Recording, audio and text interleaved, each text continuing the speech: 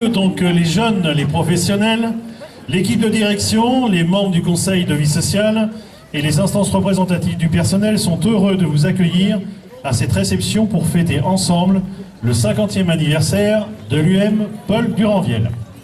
J'aimerais saluer la présence de mesdames et messieurs les élus du conseil départemental et du conseil régional de l'APF, de madame la directrice régionale Marie-Christine Beaulieu, représentant la direction générale de l'APF. Je ne sais pas où elle est. Pas là.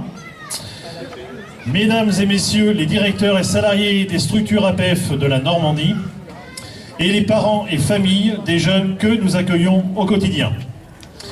Je salue aussi les anciens jeunes qui ont été accueillis à l'UM ainsi que les anciens salariés qui ont répondu à notre invitation. Vous pouvez vous applaudir, oui.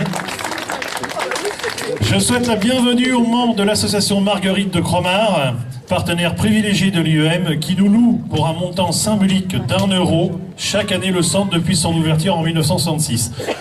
C'est pas tout à fait 1 € puisque quand l'euro n'existait pas, c'était au franc symbolique.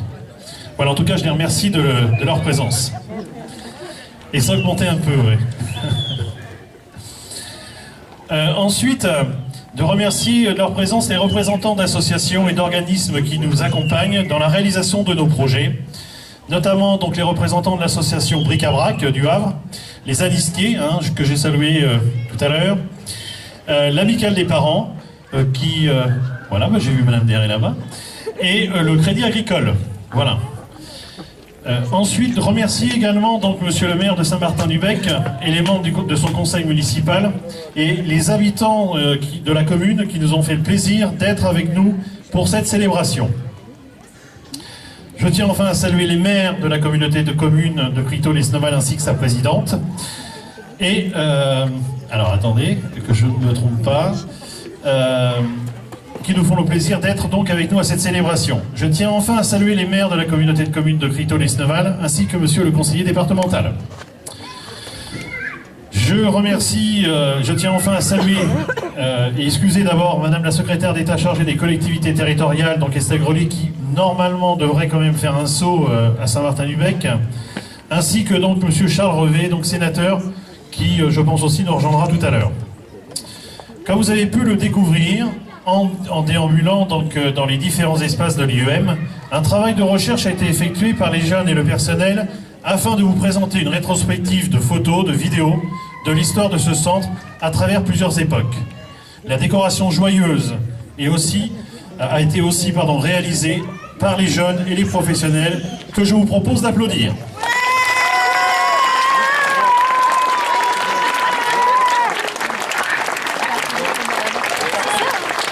Alors maintenant, je vais laisser, je vais laisser maintenant la parole aux jeunes et aux professionnels qui vont nous replonger dans 100 ans d'histoire. Tout débute en 1976. Qui débute ? 1876. Marguerite de Cromard recueille 3 orphelins qu'elle confie à une habitante du bourg. Peu de temps après, le nombre d'enfants recueillis augmentant, elle les installe dans l'ancienne mairie. Ce bâtiment deviendra un orphelinat agricole et sera agrandi. 1900. Cet établissement recevait jusqu'à 80 garçons. Mademoiselle de Cromard leur accordait une affection et un dévouement sans limite. Les enfants l'appelaient maman. Le 13 septembre 1909, décès de mademoiselle Marguerite de Cromard. 1923, ses amis créent l'association Marguerite de Cromard. 1928, l'association Marguerite de Cromard est reconnue d'utilité publique. Madame Aurélie en est la présidente et soutient cette œuvre moralement et financièrement.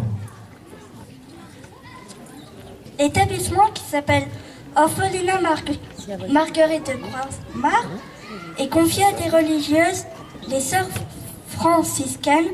La maison continue de s'agrandir. Le 1er janvier 1939, l'établissement compte 14 pensionnaires. 1er janvier 1940, l'établissement compte 65 pensionnaires et en 83, en 1941. 1940. Aujourd'hui, Madame Aurélie est présidente de l'association des Sèvres.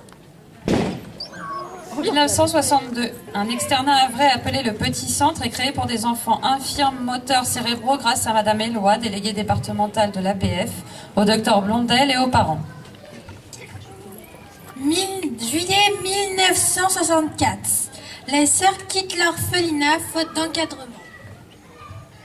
Cet orphelinat était à vocation agricole. Les enfants travaillaient la terre pour subvenir à leurs besoins et pour apprendre le métier d'ouvrier agricole. 1966. L'APF loue les locaux pour un loyer d'1 franc symbolique et les aménage en établissement spécialisé pour handicapés moteurs cérébraux. 13 avril 1967, le centre Paul Duranviel, du nom d'un médecin havrais, est inauguré. À cette époque, le centre reçoit 60 enfants pour une rééducation fonctionnelle et une formation scolaire. 1974, 37 médecins soviétiques viennent visiter le centre pour s'informer sur les méthodes d'aide à l'enfance inadaptée. 1975, les appartements de Montivier ouvrent enfin, afin de préparer les jeunes à une vie d'adulte.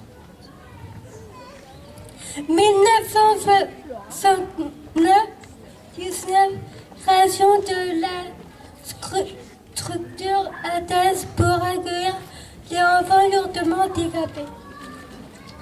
1985, le service d'éducation et de soins spécialisés à domicile, SESSD, est créé afin de permettre à de nombreux enfants porteurs de déficiences motrices, avec ou sans troubles associés, de bénéficier d'un accompagnement adapté en restant dans leur milieu de vie. En 1989, un logement dans le quartier de Graville, au Havre, propriété de l'APF grâce à un legs, est ouvert pour l'accompagnement des jeunes de 10 à 12 ans pour diversifier l'accueil en internat. Cet appartement a fermé en 2001.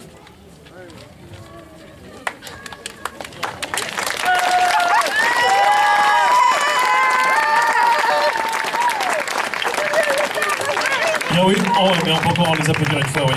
Parce que pour certains, c'était pas si simple. Voilà. Et maintenant, moi, je vais vous donner 2 chiffres. 768, c'est le nombre de jeunes qui ont été accompagnés par l'IUM depuis sa création. Et 1493, c'est le nombre de professionnels qui ont travaillé au centre. Donc vous voyez, ça représente un nombre important de professionnels et notamment aussi de jeunes accueillis.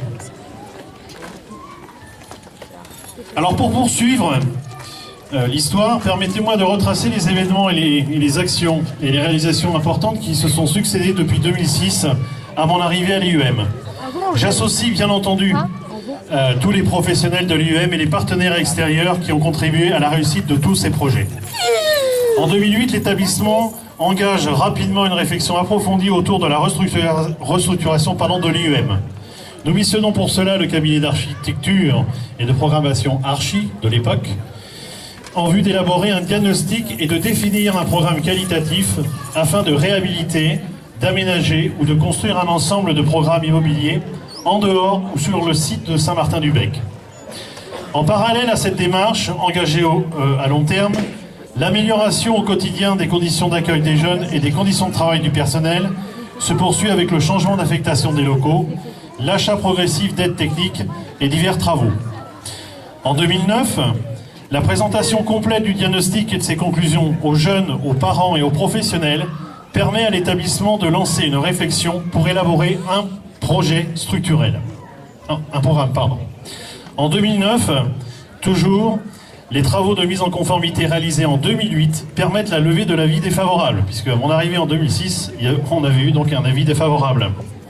Pour rendre le quotidien des jeunes plus acceptable et faciliter le travail des professionnels, nous continuons d'investir dans l'achat de nouvelles aides techniques et de réaliser tout type de travaux au sein de l'établissement, comme aux appartements de Montivier. En 2009 encore, dans le cadre de notre politique inclusive, l'IUM s'associe avec la mairie et l'école communale de Saint-Martin-du-Bec pour monter, dans l'ancien logement de fonction du directeur, un projet de création de bibliothèque ouverte aux habitants, aux élèves de l'école communale, aux jeunes et aux professionnels. En 2010, un atelier de jardinage expérimental est créé avec comme projet futur de construire une serre écologique.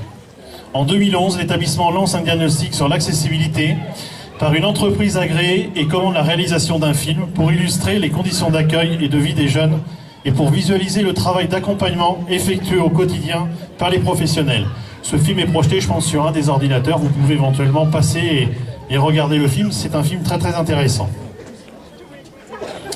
L'établissement initie et propose un questionnaire sur le thème l'IEM de demain à l'ensemble des jeunes, de leurs familles et des professionnels afin que chacun puisse donner son avis. L'ensemble de ces travaux sont présentés à l'occasion de la présentation du film. La démarche qualité est officialisée en septembre 2011 et rejoint la dynamique de la restructuration de l'IEM. En 2011, après l'étude du projet, débute une phase de travaux de transformation pour la création de la future bibliothèque. En 2012, le travail d'expertise engagé depuis 2 ans rend ses conclusions. Nous sommes à ce moment en mesure de présenter un projet global, plus concret à travers plusieurs types de réponses adaptées aux besoins des jeunes et de leurs familles.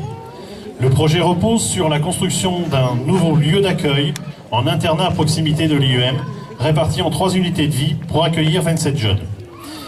Une autre réponse doit être apportée à l'accompagnement des jeunes et de majeurs de 16 à 20 ans qui sont hébergés sur Montivilliers pour tenir compte des conditions d'accessibilité pour tout type de handicap et pour respecter la séparation entre mineurs et majeurs. En octobre 2012, les locaux de la Bibliothèque sont officiellement inaugurés.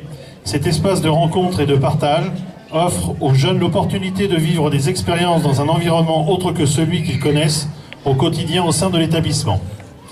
La finalité étant d'assurer une véritable socialisation des jeunes dans la commune. L'ouverture au public est différée dans l'attente de l'aménagement des espaces et de l'acquisition des livres financés par le département.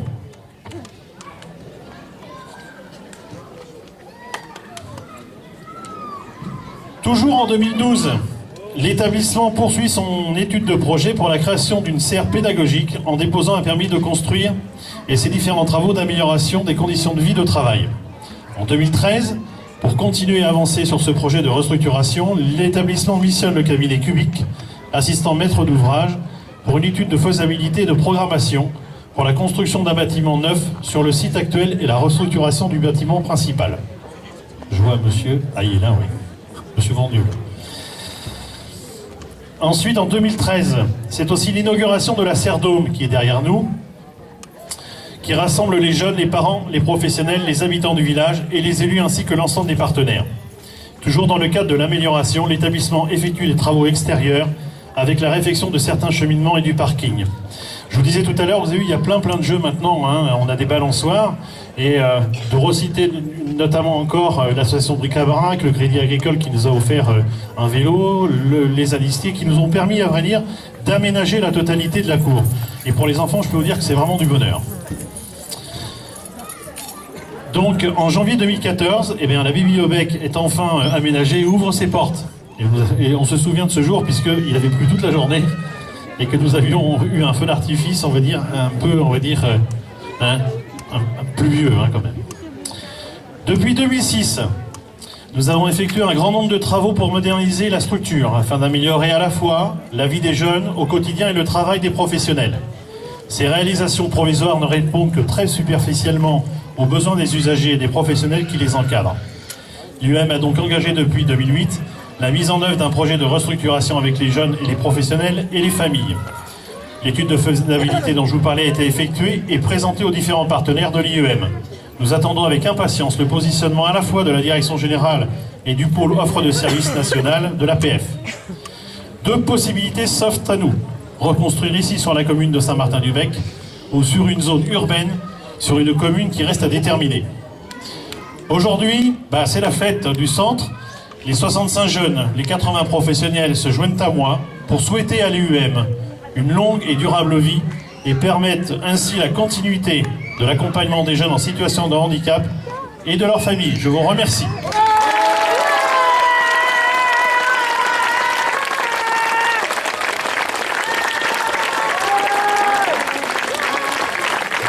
Bien, maintenant je vais passer la parole à monsieur le maire, à Philippe Joëne, qui va vous dire quelques mots. Je vais faire court. tout d'abord, monsieur le directeur et messieurs les professionnels et tous les jeunes de l'IEM, ben je vais me faire le porte-parole des habitants de Saint-Martin pour vous remercier de votre invitation. Je crois que les habitants ont répondu en nombre à l'invitation. C'est la preuve de l'attachement qu'ils portent au centre. Le centre dans la commune, ça fait partie de la vie de la commune, à part entière. On a souligné un peu l'histoire avec avant l'orphelinat agricole. Ça perpétue un peu la tradition voulue par Marguerite de Croixmare, que l'association Marguerite de Croixmare entretient. Et donc ça, c'est quelque chose à laquelle nous sommes très très attachés ici à Saint-Martin. L'enfance en difficulté, c'est une vocation à Saint-Martin depuis plus de 100 ans. Alors vous parliez de la restructuration, donc c'est vrai que là on se pose des questions. Est-ce que le centre va rester? Est-ce qu'il ne va pas rester? La commune a clairement montré sa position. Nous on souhaite vraiment que le centre reste. On a mis en place, notamment avec l'école, mais avec beaucoup d'autres structures, un grand partenariat. On a un projet ensemble qui pourrait se développer. On va aller au-delà de la bibliothèque, on va aller au-delà des partenariats avec l'école. On voit un petit peu plus grand, à vrai dire. On va chercher dans un premier temps peut-être à avoir une cantine commune. Et puis on se dit que si on avait une école commune, ça serait même encore mieux. Alors une école commune, une même direction, voilà, ça c'est pas encore fait en France, ces choses-là. Mais ici, on sent que c'est possible. On sent que c'est possible. Alors voilà, on veut travailler un peu dans cet esprit-là. Et c'est aussi pour ça qu'on souhaite que le choix de l'APF se porte sur le maintien ici. On a des belles choses à faire, en fait. Voilà, moi je voudrais juste, j'allais dire j'ai fait un rêve, mais je voudrais juste que dans 50 ans, alors je vais pas dire on se retrouve tous parce que là je calcule, mais ça va être compliqué, mais peut-être que certains d'entre vous sont là et qu'on se retrouve ici pour fêter, enfin voilà, en générique, on se retrouve ici pour fêter les 100 ans du centre, voilà. Donc vive l'IEM et puis merci encore.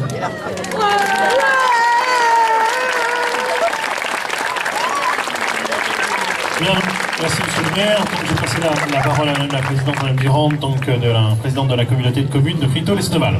Merci monsieur le directeur.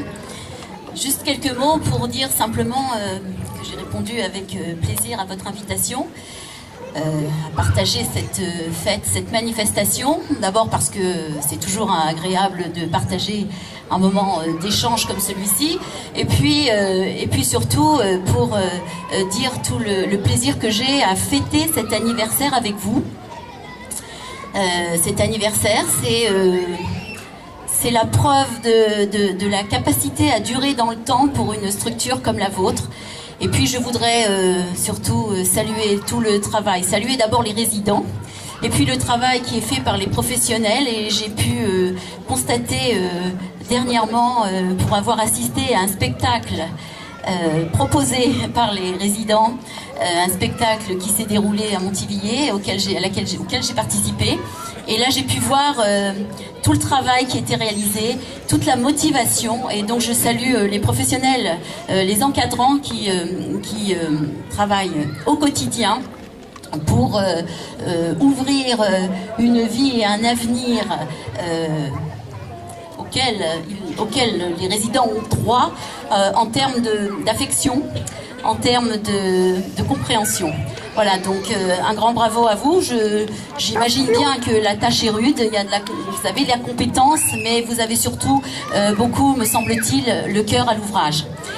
Donc je voudrais aussi saluer tout le travail du directeur, bien sûr, puisque voilà, gérer une structure comme celle-ci, ça demande beaucoup d'implication, beaucoup de motivation, et on l'a vu au travers de vos propos par rapport à tas de projets que vous avez.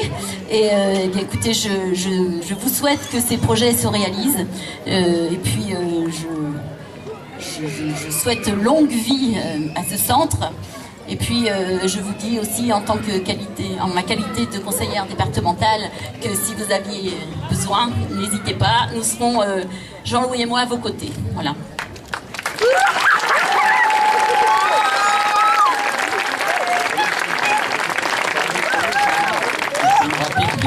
Grand chose à dire avec tout ce qui a été dit. Monsieur le maire, un cher collègue du département, qui est aussi mon binôme sur le canton d'Octeville maintenant, monsieur le directeur, mesdames, messieurs les élus du département, enfin du département des communes avoisinantes de la communauté notamment. Moi, je découvre ce centre, je ne le connaissais pas. Bon, par ailleurs, je suis pas conseiller départemental depuis très très longtemps. Et je reconnais un certain nombre de personnes aussi qui ont travaillé dans votre centre, qui travaillent encore d'ailleurs d'Octeville, je suis aussi maire d'Octeville. Je reconnais aussi certains enfants aussi qui demeurent sur Octeville, dont certains maintenant ont acquis une certaine autonomie, qui ont un logement. Je pense à Cécile, je pense à François, mais c'est à Cécile donc, qui est logée maintenant quasiment autonome dans ce logement. Et donc je suis un peu en pays de connaissance. Alors ce centre, il est effectivement très bien placé. Il a bien plus que 50 ans d'histoire, hein. Je viens de le découvrir. C'est plus près de 150 ans, je n'ai pas fait le compte, mais avec toute une histoire d'accompagnement qui était plutôt sur l'orphelinat à l'origine, qui a évolué vers le handicap. On voit effectivement qu'il est positionné de façon centrale, de façon très intéressante pour nouer un certain nombre de liens avec la bibliothèque ou l'école et autres. Et je sais que monsieur le maire a des projets là-dessus. On est beaucoup sur l'idée de faciliter l'insertion des enfants handicapés vers les classes classiques, quoi. Et c'est vraiment dans l'air du temps et c'est important dès le moment où il y a les moyens qui sont adaptés, les AVS. Alors, le handicap fait partie des compétences du département et nous attendons à certaines tâches ardues comme l'évolution des MDPH, des maisons départementales pour les handicapés qui souffraient d'un retard de traitement de dossier. Il y a un certain nombre d'actions en cours très importantes qui tendent à réduire fortement ces délais. Il y a beaucoup de travail à faire à ce niveau-là. Pour qu'en Seine-Maritime, dans toutes les MDPH départementales, on avait des délais qui étaient beaucoup trop longs et qui sont en train de s'amenuiser. Alors je sais que vous avez beaucoup de projets. On voit effectivement que cette structure-là, elle était constituée de blocs qui ont été ajoutés et autres, et ça ne va pas être évident effectivement avoir une logique d'ensemble avec des niveaux qui sont différents. Et je vous en souhaite effectivement par rapport à l'accès et autres, c'est assez compliqué. Donc dans ces projets-là, sachez qu'on sera très attentif à ce que vous arrivez. Et puis comme l'a dit ma collègue, on verra comment on peut s'insérer avec des moyens qui sont les nôtres, parce que la situation est un peu compliquée financièrement, mais sachez qu'on sera très attentif à ce qui se passe sur le centre de Saint-Martin. Et puis l'idée ce centre-là, qui est un centre historique d'accueil, reste sur Saint-Martin, me semble pour moi aussi une excellente idée. Si ça peut aller ailleurs dans d'autres milieux, pourquoi? Ce centre-là, il est bien situé, il est historique, tout le monde le connaît. Je crois qu'il faut que ça reste comme ça sur Saint-Martin en s'améliorant. Voilà, merci à tous. Juste un petit mot, merci monsieur Roussard, un petit mot rajouté, puisque c'est vrai que, donc, vous l'avez entendu tout à l'heure, on est bien entendu dans un établissement qui est loué, certes, au franc symbolique à une époque, et ensuite à l'euro symbolique. Bon, sachez aussi que dans le cadre de l'étude de faisabilité, on a rencontré, donc monsieur Chegaray est là, et donc les membres du conseil d'administration, monsieur Chegaray est là, et donc que l'association Marguerite de Croix-Mare est prête à léguer ce terrain pour que l'IEN se maintienne ici. Voilà. Il faut que vous le sachiez parce que c'est vraiment quelque chose qui est important. Quand on a un terrain, eh ben, on peut dire, ça peut faciliter les choses. Voilà. Et je tenais aussi à le dire parce que, on va dire, on collabore, on va dire, au quotidien avec cet asso, et pour nous, c'est très très important. Voilà. Et puis, elle est une asso historique dans le sens où, bien entendu, elle nous accueille maintenant depuis 50 ans. Dernière chose avant que l'on passe, on va dire, au buffet. On a salué tout à l'heure les professionnels qui encadrent les jeunes. On a salué aussi, bien entendu, les jeunes qui ont travaillé aujourd'hui pour, on va dire, rendre la plus joyeuse cette manifestation. Moi, j'aimerais qu'on rende hommage maintenant à l'ensemble du service logistique qui vous a préparé, je peux vous dire, un buffet campagnard dont vous allez vous régaler. Et je souhaite qu'on les applaudisse fortement parce que c'est un travail. Et maintenant, mesdames et messieurs, que la fête commence. Bonne soirée à vous tous et à tout à l'heure pour le feu d'artifice qui sera tiré aux alentours de 21h. Voilà, à tout à l'heure. Et bonne réception et dégustez tout ce que vous avez à faire. Merci à vous.